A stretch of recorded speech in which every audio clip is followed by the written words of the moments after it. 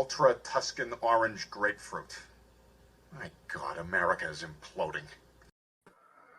America is still imploding. It's been true since I added that intro, and it's still happening. Welcome to another episode of Fanzone Debate. We got another rookie match for you today. We got Robert Castner, Fandom and Warzone sensation, now coming into the debate ring. On the other side of things, we got Jack Pinkchuk, Fandom and camera breaking up in YLS episode sensation. We will see how it does for him tonight in debate. Very excited about this one. Couple guys that both, when they signed up to play, I was like, yeah, this is going to be interesting. Like, these guys can definitely talk about movies, and it's going to be interesting to see how they do in the debate ring and what kind of style they bring to it. So, Cody, you were here to judge this one with me. How are you feeling about this matchup? Yeah. So Castner is a great trivia player. He's part of Fun DMC, and I don't have to deal with any of those faction dramas anymore. So it's great that I don't have to hate them for no reason anymore. So I hope he does well. I hope that Jack put more thought into his prepped argument than he does his YLS list at times, because I think I post something on the Facebook page, and about 42 seconds later, I have a list from Jack that's breaking down the top 10. So hopefully he thought about his arguments. But this is actually, it's like a 51-49. I don't actually know who can win this, because it's going to come down to the counterpoints, I think. So it's going to be interesting. Yeah, and Kirk is here for another rookie match as well. Kirk, thank you for being here. And what do you think about these two people in debate? Yeah, this is why I'm really excited about this season, because we got a bunch of people like Castner, like Jack, newcomers of trivia last year, who are now coming in to do this, who kind of discovered debate as an ancillary thing, like I think most of us did. And it's just cool to see, it's a whole different skill set. So I'm excited to see how, what they do in trivia translates into this. Yeah, absolutely. So let's start by talking to Mr. Pinkchuk. Jack, welcome to the program. You are now here for debate. How do you feel about debating Robert this evening? Well, I feel pretty good about debating Robert. I mean, him and I are pretty, well, I don't want to say evenly matched trivia players, because he's like rookie of the year, like a bunch of fans or Multiplex awards. But I feel like we were pretty close in our match. And so I'm excited to argue movies with him. So I totally forgot. You guys went to sudden death together in Fandom fights last year. I totally forgot about that when I made this matchup. So this is even better now. Totally forgot about that. That's incredible. So with that being said, we'll bring in Mr. Castner. Robert, welcome. You are now here for debate. You've played in the other leagues over here at Multiplex, but now you're here for this. How do you feel about debating Jack today? Tim, I'm surprised to hear that you didn't remember that. I figured this was just when I get started and stuff, Jack has to be here to shepherd me in. Feels good. I've never got a chance to talk long form in a multiplex situation. So I was thinking that you as an illustrious panel would think about me debating and be like, I don't know, because I've never heard him talk longer than giving an answer for 10 seconds. But here I am. I'm another bearded Pittsburgh person who happens to be on the stream. So we're the majority. I guess that's good for me. I'm looking forward to debating Jack. Jack's got these cool takes. You could see that kind of in how this is going on with the things that we're going to debate. So I'm looking forward to try to counter them. All right, sounds good. Well, guys, here's how the show is going to work. The players drafted categories, and the writers came up with some questions for those categories. They're going to debate them before our very souls this evening. So each player is going to get a 1-minute opening, followed by a 5-minute free form between the two players. Then they will each get a 1-minute closing. Then Cody, Kirk, and I will write on our handy-dandy boards who we think should win that point. Best 2 out of 3 wins the point, and the first person to 3 points wins the match. If we are tied after 4 prep questions, we will issue a speed round question, and we will discuss the rules for that should we get there. Gentlemen, do you have any questions before we get into this? Nope. No. All right, let's do it.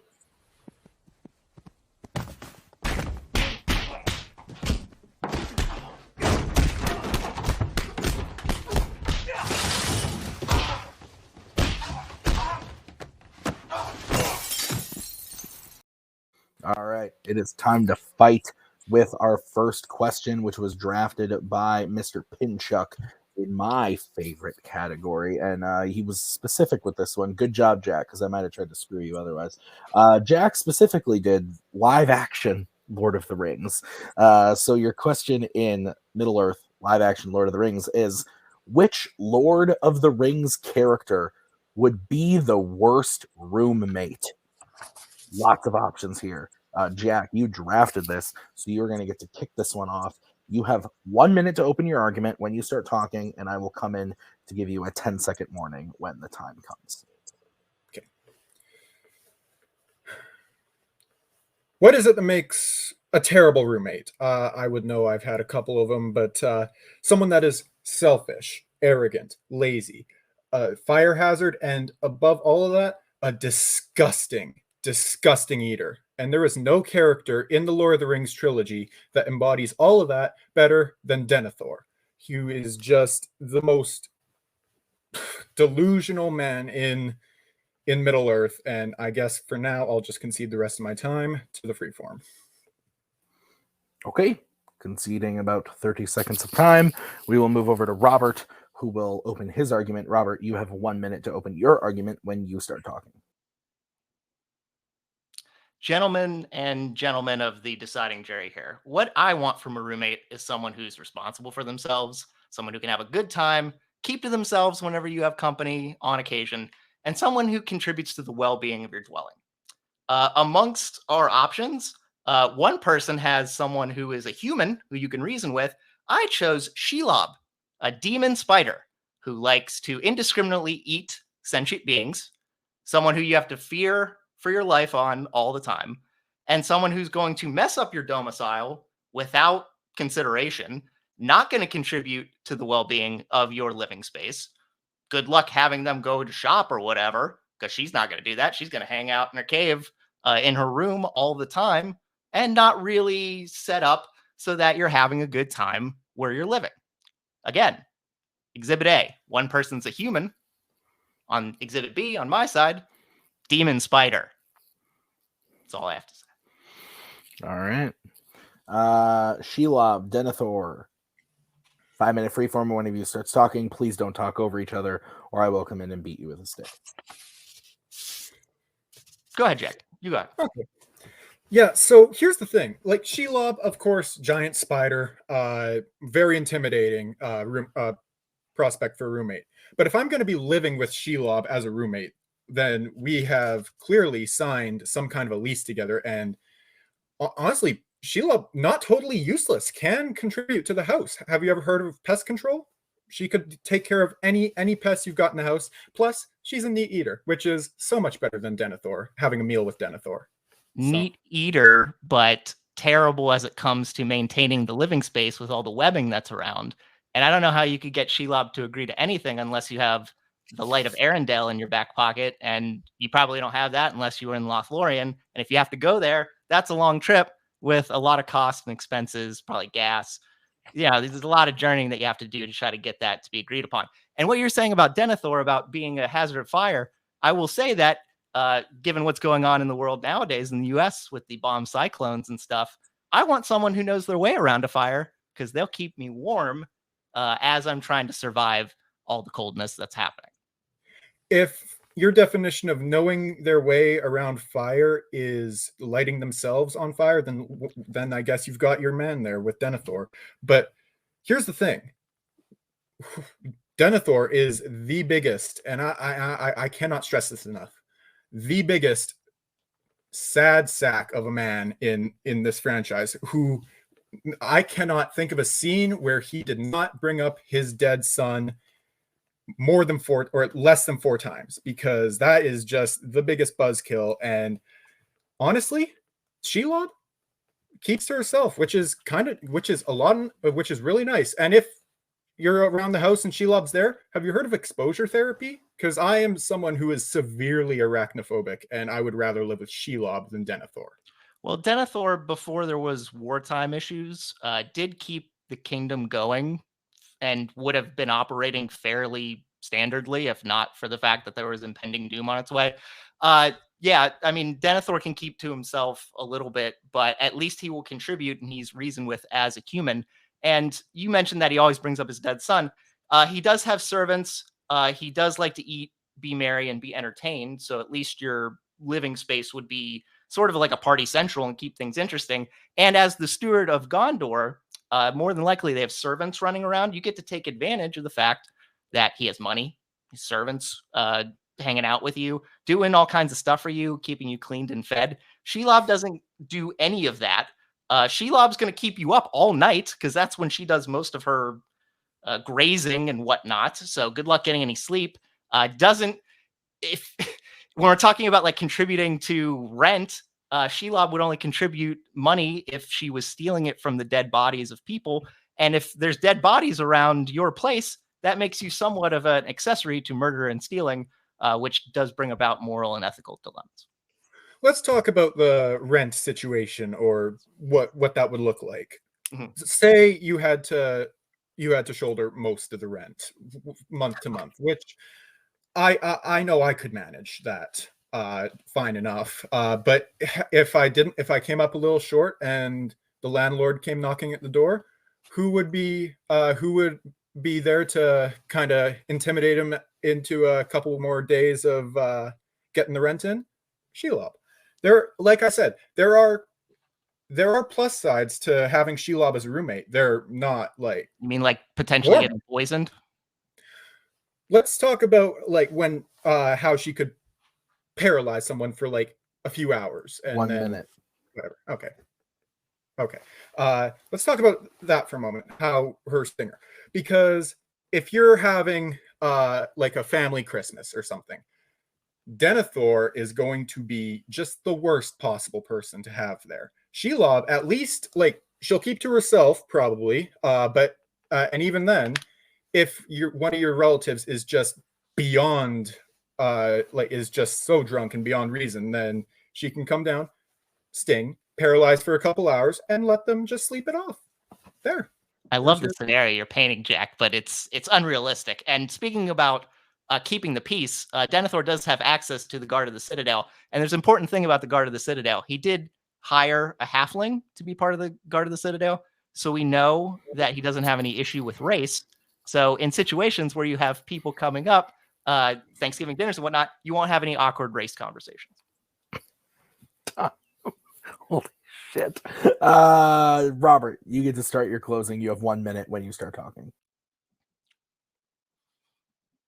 My competitor brings up ideas that we want to be exposed to a demon spider for the purpose of, getting used to it, and that Shelob can act as muscle in case bad things happen. But he did mention that you probably have to shoulder the responsibility of the rent as a result. Denethor, again, he does have some bad tendencies, but he is someone who can be reasoned with. He is someone who ran a kingdom. He is someone who has people to wait on him hand and foot, which you can take advantage of. He's very committed to his job. He only lost his job because he killed himself. So all these things speak to him being someone who's very committed and on track and focused. And again, he is a person, and Shelob is a demon spider who likes to eat people and hang out with a bad crowd. Because if you see where Shelob was from, Shelob hung out with a lot of ne'er-do-wells, we'll say. So that brings about sort of a negative element for your place. You don't want that. You want to just enjoy, have a good time. Denethor can do that. Shelob cannot. Time. Okay, we will move over to Jack for his 1 minute closing when he starts talking. So Robert brought up near the end how the scenario I'm painting is unrealistic. Having a demon spider as a roommate in and of itself is unrealistic. And are we really sure that Denethor would have all his servants or all his money when he's living not in Minas Tirith? No. Honestly, there's more plus sides that I can see to Shelob being a roommate than there is to Denethor being a roommate. And that's just at the end of the day, I'd honestly rather live with Shelob than Denethor. So I'll concede the rest of my time. Okay. We will bring in the judges.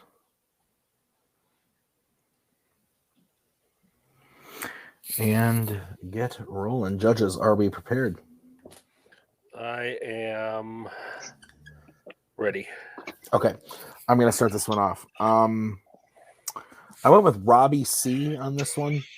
I thought that when Jack did his opening and pitching how douchey Denethor is, I was like, yeah, this is a good pick. But then Robert just absolutely demolished how as unrealistic of a roommate Shelob is. That how unrealistic a roommate Shelob is, and how despite Denethor's, bad tendencies, he is a human who has a lot of benefits as well, has run a kingdom, all of the above. So I give it to Robert. Cody, where are you voting? Yeah, this is weird. This is really weird. There was a minor flex in the middle of it that, like, fuck. If you got a roommate, don't worry, Jack can cover the cost even if you're not getting any money from the other person. What the fuck? Which I thought was one of the worst arguments ever of a roommate. This guy's not paying. I got it. Why is he your roommate? So I went with Robert and it hit my chest, but like I just thought, like, regardless, he's a spider. Jack basically. Then he went to Christmas, and if you're having a roommate, why are you inviting people to Christmas? There was a lot of questions I had for this entire time, and then we got the race issues. So this is a really good. I guess Shelob is the best person to be a roommate. Kirk, your vote doesn't count, but where would you have gone and why? Here's the thing. Little bit about how the sausage is made on this show. I hope Tim doesn't mind me drawing behind the curtain. You go for it. Whoever, when a category gets picked, whoever picked that category picks their answer second. So Robert picked Shelob first, and Jack still just picked the person, and I respect that. It would have been really easy to just be like, "Oh, Balrog or Sauron, I'll what up the monster." He still went with the person and fought it, and I respect that he did that, and he gave it his all. He didn't give a good fight. It was close, but this came down to something I needed to hear. Robert pegged his argument on how Denethor could be reasoned with, and Denethor is not really a reasonable character at all. If Jack would have hit that, I probably would have given him a vote, but otherwise I went with Robert. All right. So Robert does win the first point. We are going to move on to the next question, which was drafted by Robert. It is in the category of sports films, specifically basketball movies. So the question is, who is the best coach in a basketball movie? So Robert, you get to start this one. You have 1 minute when you start talking. I think when most people think about good coaches, they mostly think about results. But I also think when you think about good coaches, it's about how they connect with their players, how they connect with the community at large, or how it is they can turn the tide of how the community thinks about them, and how it is that they teach beyond what's going on the court.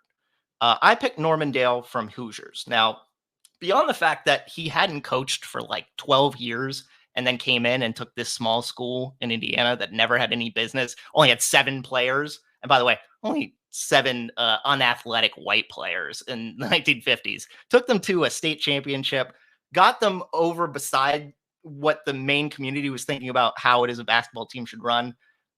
He managed to get beyond all that despite a somewhat lack of experience and was able to make them champions. So not only does he have the result-oriented factor, but he also helped people. He helped Jimmy Chitwood get over his fear and everything that was going on, and he helped bring the community at large back to Hickory. Time. All right. We'll move over to Jack, who has 1 minute to open his argument when he starts talking. So, yeah, like Robert said, there are the coaches. Like, what makes a good coach?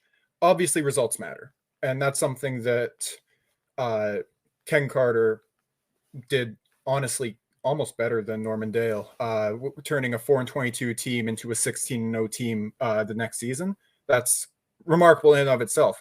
But beyond that, how they interact with the players, that is the other half of the job. And Ken Carter treats his players with respect and expects respect back, which is more than, from what I can tell from Norman Dale, more than I can say for him. He I guess I'll just save the rest of my arguments for the freeform. Okay. So we have 5-minute freeform when one of you starts talking. So the issue I have with saying that Normandale, positive, like kind of like a positive influence, or on the players, or even like why he hadn't coached for 12 years. The reason he hadn't coached is because he hit a player and he was banned from coaching. Yeah, but we didn't see that. We did see Ken Carter physically assault a player. No, we at saw first practice. Yes, that was a physical assault. He put his hands on him and he shoved him up against a wall. And he after goaded the him kid charged him and tried to hit him in the head. It's not Ken Carter attacking a player. It's Ken Carter defending himself from an attacking player. He asked for it. He was goading him on because he knew that wasn't a player that was going to be able to stick around. Honestly. Yeah, and that's what you want from a coach, to know which players are long for this team and which are not, and are therefore able to be cut with no hesitation there. And that's a good quality of coach. You know what's not a great quality in a coach? Someone that gets thrown out of games, out of their own games. And that happened to Normandale twice. 3 times if you count the time he intentionally did it, but twice. Yeah. And speaking of the intentional time he did it, what I'm talking about with regards to being a coach beyond what's going on the court, he helped coach Jimmy even when he wasn't really coaching Jimmy, because he made him be comfortable with his grieving process and really kept him at arm's length despite what everybody told him to do. And then he also helped coach Shooter, basically his best friend at this point, to be an assistant coach and to have confidence in himself when he's going through this terrible detox, even breaking a promise for him to help him stand up on his own 2 feet. So he's not only coaching the kids, which he did a good job of, a little bit better than Carter, because Coach Carter, basically most of his coaching was just getting them to be to do calisthenics and running. At least Normandale was trying to teach drills and getting them to act as a unit. But going back to my original point, Normandale at least was trying to kind of coach the community at large, a community that was against him from the outset. At least Coach Carter had somewhat support. The only time he really didn't have any support is when he did the lockout, which, by the way, caused them to lose games. Yes, it caused them to lose games, but it also caused 6 of his players to graduate and be enrolled into college, which, if you're talking about what's more important, bringing basketball back to this community that never really had basketball, or having half your team graduate high school and move on to post-secondary, I tend to lean with the latter there. So Can I ask you one big question, Jack? You're talking about results are important, right? I did mention that. Results are important. Yes, they're important. Did your team, coached by your guy, go very far in the tournament? No, they lost. No. They lost in the first round, Jack. At least my guy went through and won sectionals and regionals and won the state championship in a vaunted Butler Fieldhouse in Indianapolis, which the small town people had never been a part of, against a superiorly talented and height advantaged opponent. So at least there's that. I mean, sure, there is that. And obviously, yes, they lost in the first round of the tournament. But sometimes, you don't have the Cinderella story with every team. Sometimes the other team is just better. Like that, and that just, sometimes they're more skilled. Sometimes, like the players at the end of the day are the ones playing the game. It's not up to the coach to win the game, while they do play a big part of it. The players at the end of the day are the people that get the job done. And the opposing team, they just had the better players. They were number 1 ranked in the state for a reason. I mean, Coach Carter, Normandale did physically say that he loves his players. He did say that to them before the championship game. Coach Carter, after they won a tournament, basically chided them for celebrating a big accomplishment, which I thought was a little bit heavy-handed. He also wasn't really aware and getting to know his players. He didn't know Junior's brother Anton had died. He didn't know Lyle's dad was in prison. He didn't know Kenyon had a pregnant girlfriend. There's a lot of stuff about his players that he was unaware of. And not to mention the fact that at least Normandale had a teaching job, so he had 2 things to go with. Coach Carter was just focusing primarily on basketball and wasn't even caring about like his business, to the point where like his co-manager, was telling him that he wasn't even keeping up to snuff. So Normandale had more on his plate and seemed to care more about his players overall. Yes. Oh, okay. Yeah, no. I'll just save the rest for my closing then. There's 2 seconds. Time. All right. We are going to start with Jack for the closing here. Jack, you have 1 minute when you start talking. So just to counter that last point, Ken Carter didn't chastise his team for celebrating. He chastised his team for sneaking out and going to this party, but whatever. The point is, Ken Carter turned a 4-22 team into a 16-0 team that went against the number 1 team in the state. He benched the entire team because they were failing classes and wouldn't end the lockout until the entire team was passing. That is what a coach that cares about the team and cares about the players would do. He helped 6 of them graduate and go into university. And honestly, when your head coach hires a struggling alcoholic to be the assistant coach, like Normandale did, that's not exactly a smart move, because what happens if they relapse? Oh, wait a minute, he did, and it had disastrous consequences. Time. Okay. Move over to Robert for his closing. You have 1 minute when you start talking. It's all about second chances. Normandale tried to give Jimmy a second chance by actually not really bringing him into the fold, just letting him deal with his grief on his own. He gave shooters second chances, and that didn't have any negative consequences because Hickory High ended up winning that game. Coach Carter, he didn't even really want the job. He was distracted with his son at prep school. There's other things on his plate. By the time of the first game, he didn't even build up a valid offense. I mean, how do you go into your first game and not even coach offense whatsoever? That's ridiculous. He gave a player an impossible task with the purpose of trying to make them quit. At least Normandale, during the drills that they were running, and again, he didn't even have a full team. He only had 7 players. During the drills he was running, he was trying to build a camaraderie and trying to build team spirit. He was trying to build a team chemistry and had an idea of an offense in place. At least Coach Carter had the community behind him. Normandale had to fight that in addition to fighting all of his demons and the demons of the people around him. Normandale, much better coach. Time. Okay. We'll bring in the judges. Get this. Oh. This one was tough.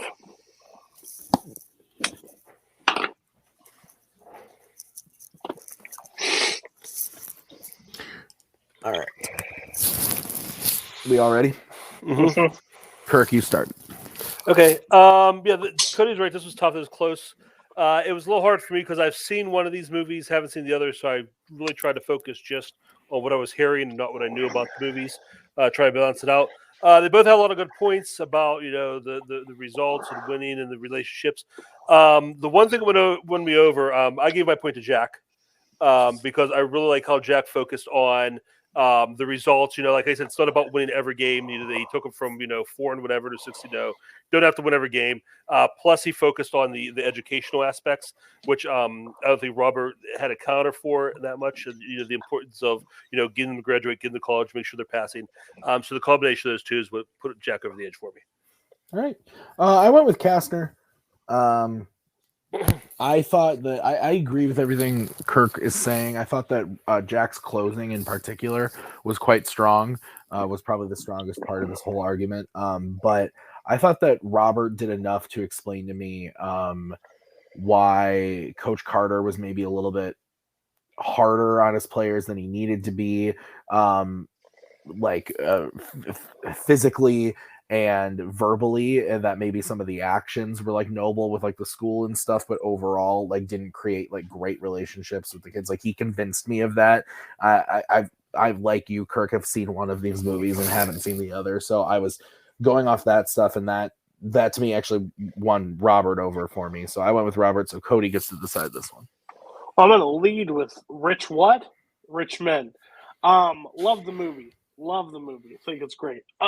So I actually had to draw the line here because I was thinking I had to break it down as coach, not educator, not faculty member, but a coach, and where everybody taught on that line. Because I think if somebody brought up somebody that wasn't a high school coach, that was just a normal coach in the thing, the graduating students, the putting through the lockouts wouldn't have any effect on the question of best coach. Best coach, where it broke down, was Robert for me. Is Coach Carter the better educator? 100% through and through, I thought, when that's where Jack argued it. But when it came down to grit and calling plays and being the coach to the coach, Robert wins that point for me. So I had to go with Robert. All right. So with that, Robert wins the second point. We are going to move on to question number 3. Jack does need to hit this in order to stay in the game. If Robert hits this, it will be a KO. So the category is going to be the category of actors and actresses. The question is, what Hugh Jackman performance is the most underrated? So Jack, you get to start this one. You have 1 minute when you start talking. So what we're talking here is underrated, not best. And Hugh Jackman has had a ton of great performances over his many years of a career. But there are obviously films that get more and performances that get more love than others. His beautiful emotional farewell to his most beloved character in Logan, when he was a desperate father that just wanted to get his daughter back in Prisoners, or when he was the real life school district superintendent of Dr. Frank Tassone in Bad Education. Those are all widely considered his best performances. And one that's sadly not up there with the others is his performance in Christopher Nolan's 2006 masterpiece, The Prestige, as Robert Angier, also known as the Great Danton. And yeah, I'll save the rest of my time. Okay. Ending about 10 seconds early, we will move over to Robert. Robert, you have 1 minute to open your argument when you start talking. Listening to Jack's opening, I wasn't really sure what he was talking about or what he was getting to, because I think a lot of people consider The Prestige obviously one of Christopher Nolan's best, and the performances in that to be pretty spot on, and those that require a lot of grace and dignity in what he did. I think the one that he skipped over, the Prisoners one with Keller Dover, is his most underrated, because it's really his most relatable character. All his characters he ever plays are sort of this larger than life, or they're fantastical, or they're mystic and magic. Logan, P.T. Barnum, Jean Valjean, and even Robert Angier, who is a performer. He is a magician.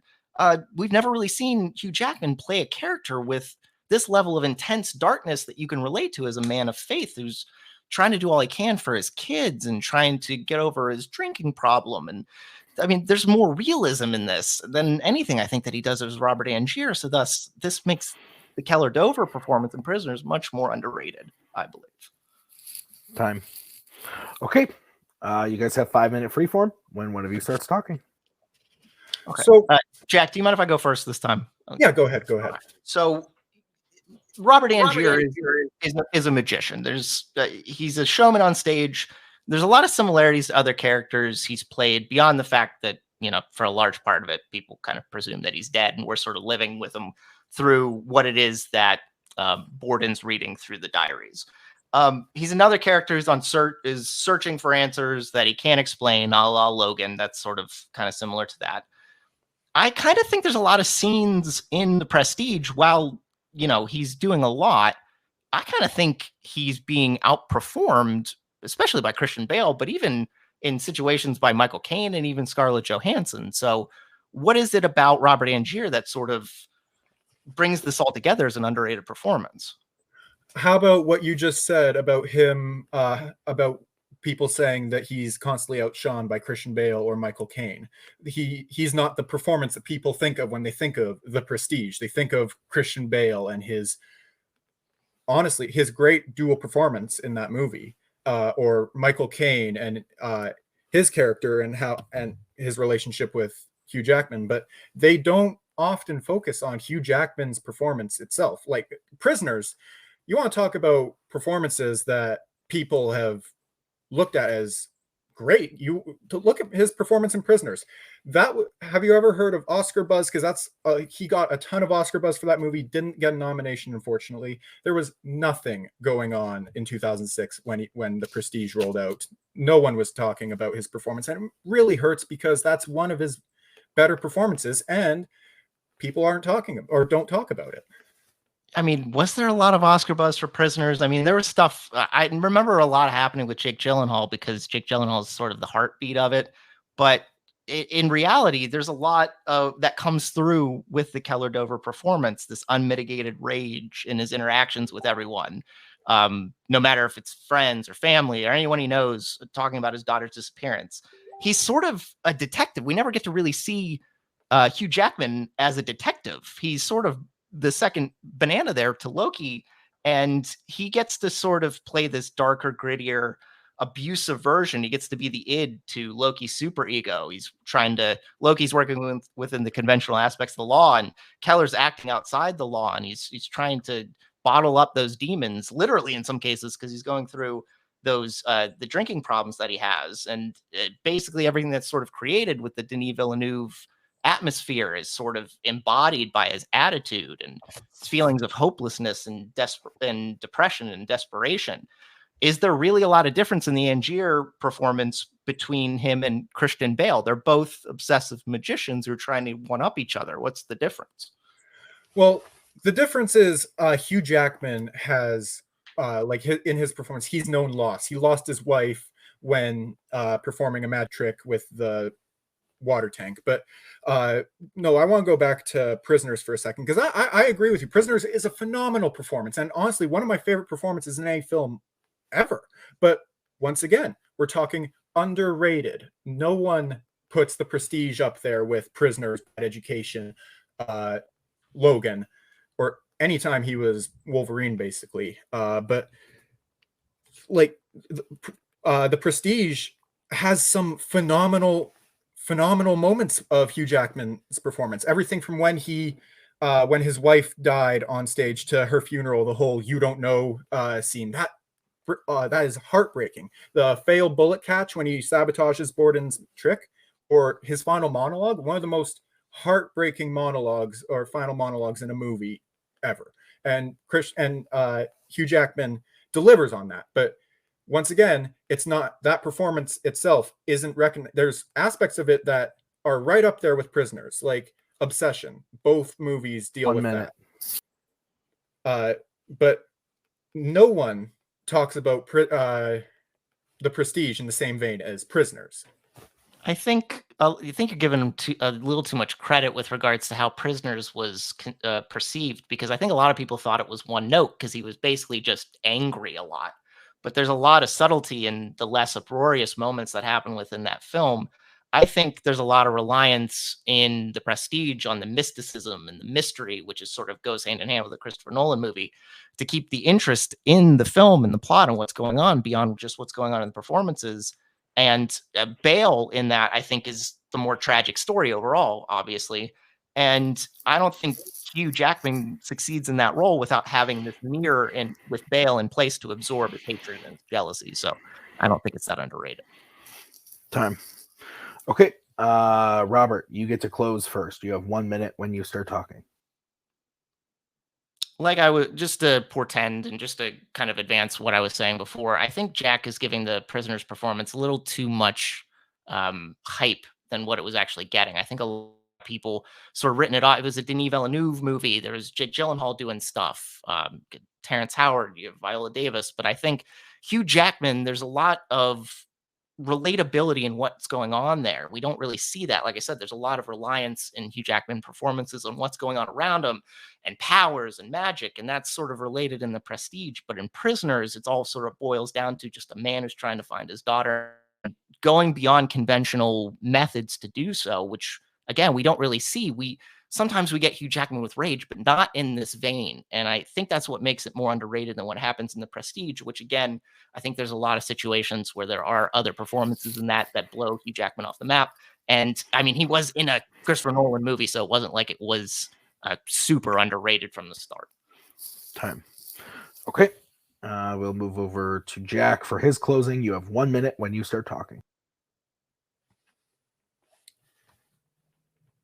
Nicholas Bannister in Reminiscence, Charlie Kenton, Real Steel. Hell, even Blackbeard in Pan, as shit as that movie is, that's like a genuinely decent performance and one that doesn't get any attention because the movie's so bad. But we're talking underrated here. And Prisoners is widely regarded among Hugh Jackman's best work. And The Prestige just unfortunately isn't. Like he's got some of his best acted scenes in that movie with his, once again, his final monologue. And much like Prisoners, deals with several things that lots of Hugh Jackman performances have dealt with over the years, like obsession and greed. And oh man, but like, yeah, no, The Prestige has not gotten nearly as much attention as Prisoners for Hugh Jackman's performance. Okay. All right, let's bring in the judges.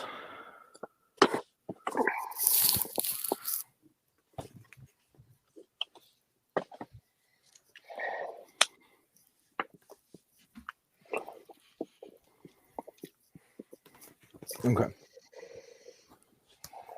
We good, judges? Yep. Cody, you get to start this one. So I make it a very point when I debate that I don't answer questions unless that came out of the host's mouth. It's a great strategy when people fall forward and play into those games. I refuse to. Castner did a really good job of saying, "Hey, let me get you on my side of the thing and let me answer my questions how I pertain." Underrated is always a hard question to debate overall. It's just because where does it sit? And I think they did an okay job. I think they both matched up. I think Jack did an okay job about like picking different characters that would be more like better performances, and he included Prisoners. But I think he got lost in that kind of argument.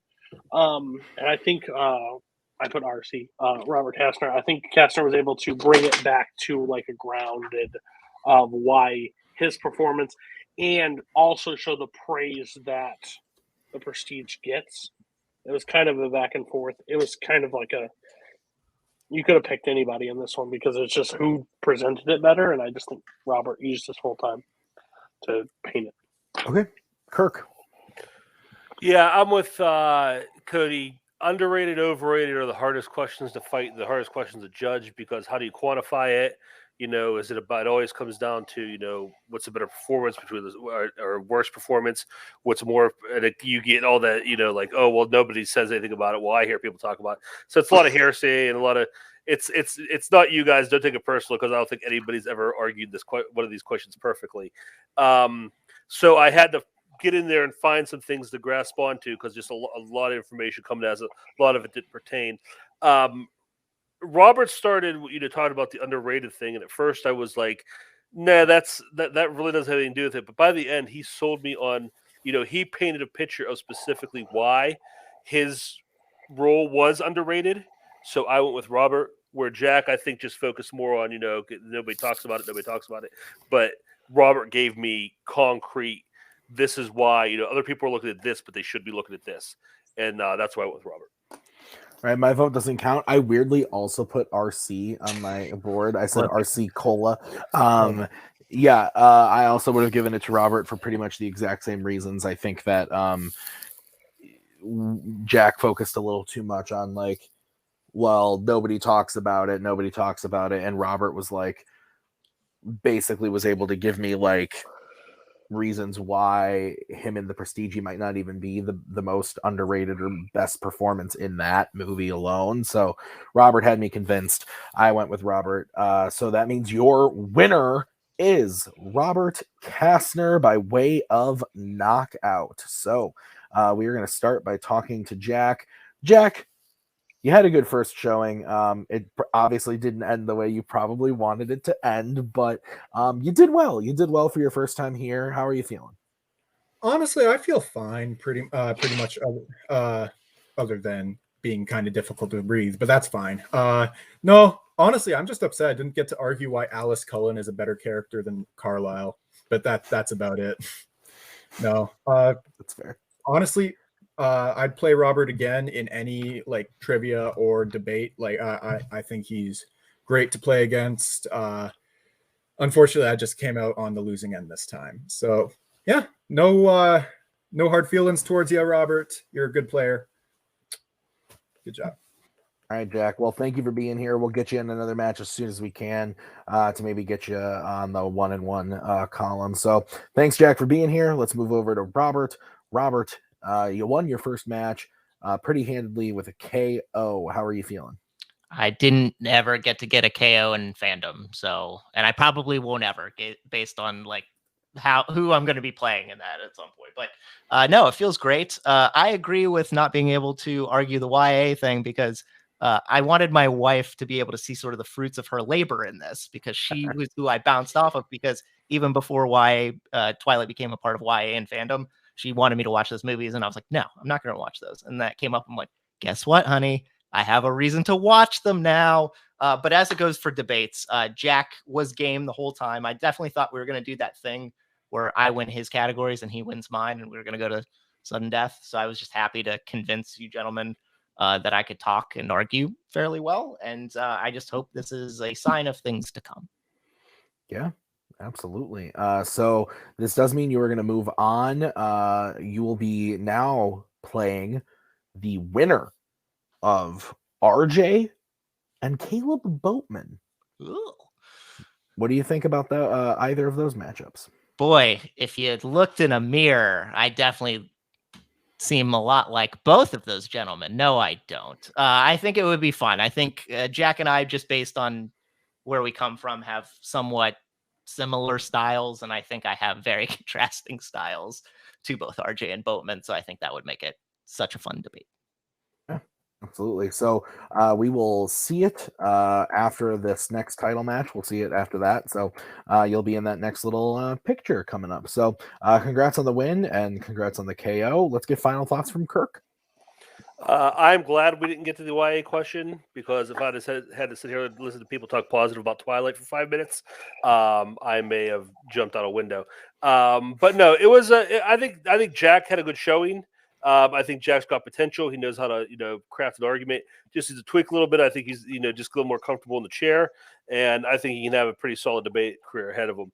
And Robert looked good, obviously. He got the knockout. It's going to be fun to see him play RJ or Koho, two people who have a lot of experience, two really scrappy players, who I think are going to be a lot more aggressive than, Jack was coming out in his first fight. So that's going to be a fun match either way. Looking forward to it.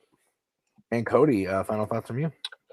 Yeah, I mean, I'm a part of this rookie class of people in debate, so it's kind of nice to see people that we haven't seen over the past couple seasons play. Yeah, I think Jack did it as well as he could with what he was picking. He picked some of his fan favorites, so like it's hard to like see the way when you pick like stuff that you're absolutely passionate about to like argue against it. But I think Castner did a really good job. See what his strategy, like he's able to handle some of these debates. There's going to be some people that won't play into that, and I want to see how he adapts on that. So it's going to be interesting going forward. Boatman and RJ is going to be a weird match, but the winner of that and Castner should be an interesting show. So yeah.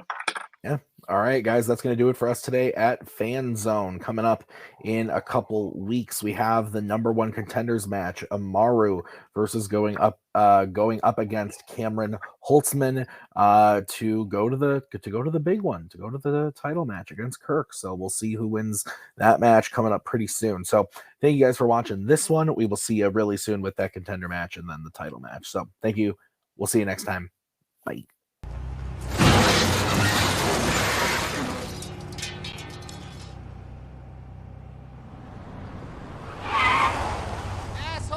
That's my bad. I was sending a tweet.